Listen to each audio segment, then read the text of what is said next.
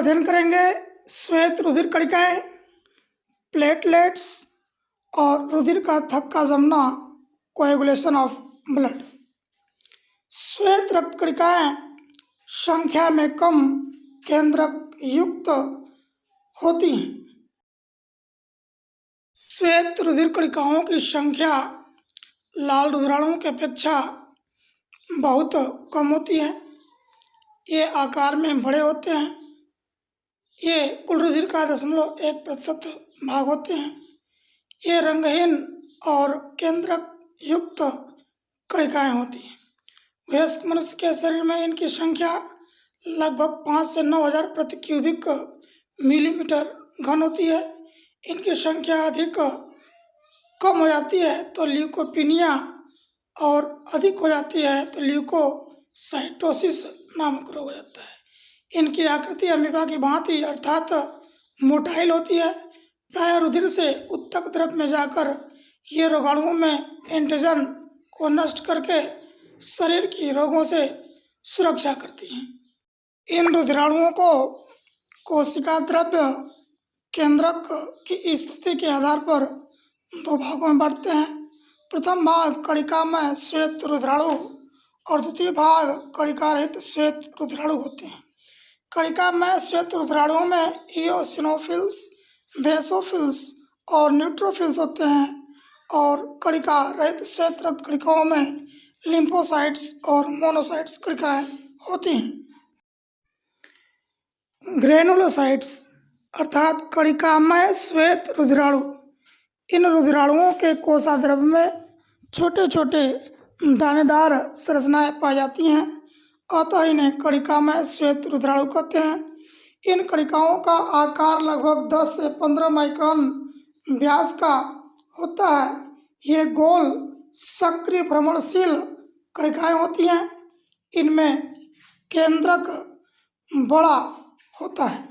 इनके केंद्रक की मुख्य विशेषता होती है कि इनका केंद्रक 2 से 3 पिंडों में बटा होता है और असममित आकार के होते हैं। ग्रेनुलोसाइट्स ये मुख्य 3 प्रकार की होती हैं, इओसिनोफिल्स, बेसोफिल्स और न्यूट्रोफिल्स। ये विभिन्न प्रकार के स्टेन में रंगे जाते हैं। ये कणिकाएं संरचना में बड़ी केंद्रक युक्त होती हैं। इनका केंद्रक स्पष्ट 2 पिंडों में बटा होता है जो एक धागे नुमा संरचना से जुड़े हुए प्रतीत होते हैं। सिनोफिल्स इन कणिकाओं के कोशिका द्रव में बड़े बड़े पाचक एंजाइम युक्त कणिकाएं होती हैं जो अम्लीय रंगों इओसिन में रंग जाती हैं। ये रुधिराणु शरीर में प्रतिरक्षण, एलर्जी, अति संवेदनशीलता का कार्य करती हैं। परजीवी कृमियों के संक्रमण में इन कणिकाओं की संख्या बढ़ जाती है। इस रोग को इओसिनोफिलिया कहते हैं। बेसोफिल्स इन कणिकाओं का केंद्रक ऐंठन के कारण 2 से 3 पिंडों में बटा हुआ प्रतीत होता है। इन कणिकाओं की संख्या 0.5 से 2% अर्थात 35 से 150 प्रति क्यूबिक मिलीमीटर रुधिर होती हैं। इनकी संख्या 10 से 100 होती है। ये कणिकाएं क्षारीय रंगों जैसे मेथिलीन ब्लू में रंगे जाते हैं। क्षतिग्रस्त उत्तकों की मास्ट कोशिकाओं से हिपेरिन, हिस्टामिन, सेरोटिन उत्पन्न करती हैं। न्यूट्रोफिल्स इन कणिकाओं का केंद्रक 3 से 5 पिंडों में बटा हुआ एक सूत्रनुमा रचना से जुड़ा हुआ प्रतीत होता है। इन कणिकाओं की संख्या रुधिर में 60 से 70% होता है अर्थात 4 से 5 हज़ार प्रति क्यूबिक मिलीमीटर रुधिर होती हैं। ये सभी रंगों में रंग जाती हैं। इनमें पाचक एंजाइम्स होते हैं, अतः ये कणिकाएं सक्रिय भ्रमण और रोगाणुओं का भक्षण करने की क्षमता रखती हैं। कणिका रहित श्वेत रुधिराणु अर्थात एग्रेनुलोसाइट्स। ये कणिकाएं दो प्रकार की होती हैं, लिम्फोसाइट्स और मोनोसाइट। इनके कोशिका द्रव में दानेदार कणिकाएं नहीं होती। इनका केंद्रक गोल या थोड़ा पिचका हुआ प्रतीत होता है। लिम्फोसाइट्स, इनका केंद्रक बड़ा या गोल एक और पिचका सा प्रतीत होता है। इनका कोशिका द्रव्य अपेक्षाकृत कम होता है। ये सबसे छोटे 6 से 16 mu व्यास के होते हैं। कुल श्वेत रुधिराणुओं के 20 से 30% अर्थात 1.5 से 2.5 हजार प्रति क्यूबिक मिलीमीटर रुधिर होते हैं। इनमें भ्रमण करने की क्षमता कम होती है, अतः ये प्रतिरक्षी प्रोटीन एंटीबॉडीज का निर्माण करती हैं। इन्हें बी और टी लिम्फोसाइट्स के नाम से जाना जाता है। मोनोसाइट्स, इन कणिकाओं का केंद्रक बड़ा गोलाकार या अर्धचंद्राकार होता है। ये संख्या में कम लगभग 2 से 10% अर्थात 200 से 700 प्रति क्यूबिक मिलीमीटर रुधिर होते हैं।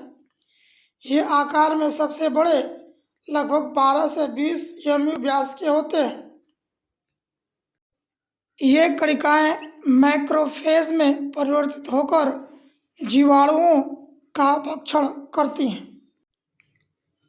प्लेटलेट्स कणिकाएं, ये कणिकाएं केवल स्तनधारियों अर्थात वर्टिब्रेट्स के रुधिर में पाई जाती हैं। इनकी संख्या 2 से 5 लाख प्रति क्यूबिक मिलीमीटर रुधिर होती है। ये 2 से 4 mu व्यास के केंद्रक विहीन तस्तरी नुमा संरचना वाले होते हैं। रक्त का थक्का जमना एक रासायनिक प्रक्रिया है जो कई चरणों में संपन्न होती है। रक्त स्कंदन की प्रक्रिया के प्रथम चरण में चोट लगे भाग से थ्रोम्बोप्लास्टिन निकलता है और क्षतिग्रस्त रुधिर केशिकाओं कैपिलरी से प्लेटलेट तत्व 3 निकलता है। दोनों पदार्थ प्लाज्मा के कैल्शियम व प्लाज्मा के प्रोटीन से मिलकर प्रोथ्रोम्बिनेज एंजाइम का निर्माण करते हैं। द्वितीय चरण, सेकेंड स्टेप में प्रोथ्रोम्बिनेज एंजाइम कैल्शियम आयन की उपस्थिति में प्लाज्मा के हिपेरिन को निष्क्रिय करता है। हिपेरिन रक्त को जमने से रोकता है, उसको ऑलरेडी ये क्या करता है कि इसको निष्क्रिय कर देता है और प्रोथ्रोम्बिन निष्क्रिय प्रोटीन को सक्रिय थ्रोम्बिन तथा पेप्टाइड श्रृंखला में तोड़ देता है। तृतीय चरण में थ्रोम्बिन एंजाइम्स की तरह कार्य करके फाइब्रिनोजन प्रोटीन को अमीनो अम्लों में तोड़ देता है।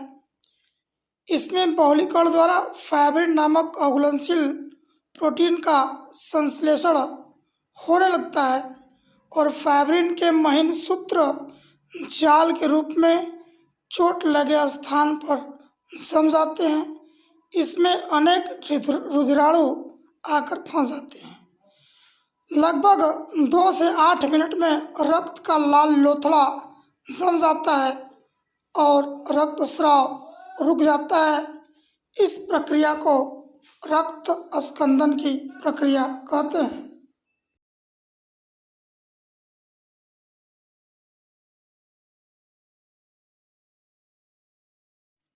चोट लगने पर क्षतिग्रस्त ऊतकों से थ्रोम्बोप्लास्टिन और रुधिर कणिकाओं से प्लेटलेट तत्व 3 निकलता है जो कैल्शियम आयन की उपस्थिति में प्रोथ्रोम्बिनेज एंजाइम का निर्माण करते हैं।